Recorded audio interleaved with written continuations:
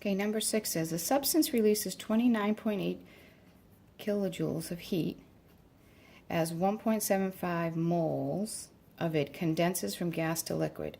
So what that means is we're on this curve, gas, liquid, and when I go this way, I'm giving off 29.8 kilojoules for 1.75 moles. So if we wanted to know the heat of condensation, that would go this way. Heat of vaporization is the same number. This is the delta H vaporization. It's the opposite sign of the condensing. So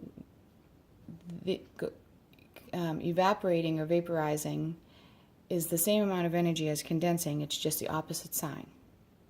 Now, this is 29.8 kilojoules for 1.75 moles, and so if I divide those, I get kilojoules per 1 mole.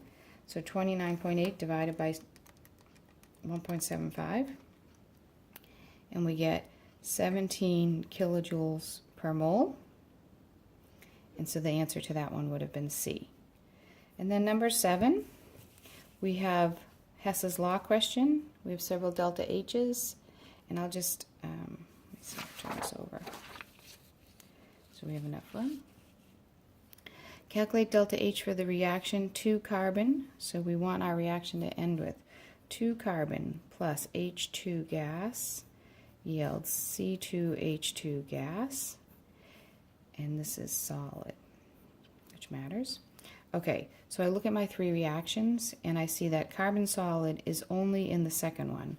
Since I want carbon solid to end up on the left, I'm going to start with that one. Carbon solid plus O2 makes CO2. I need 2 carbon solids, so I'm going to double this one. 2, 2, 2, and then I have to double the heat. Okay, so that gets me my carbon solid. I don't want to change that reaction.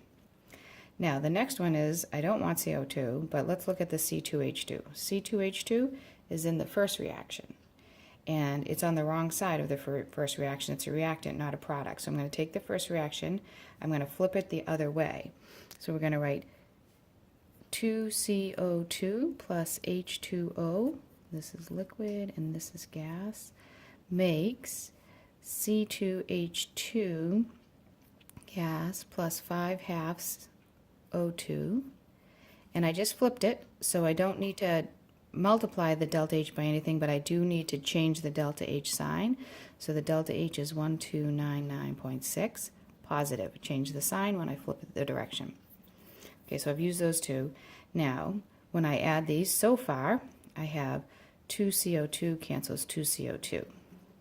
Now I have 2 oxygens here, and I have 2.5 here, so I'm hoping that I get another half somewhere.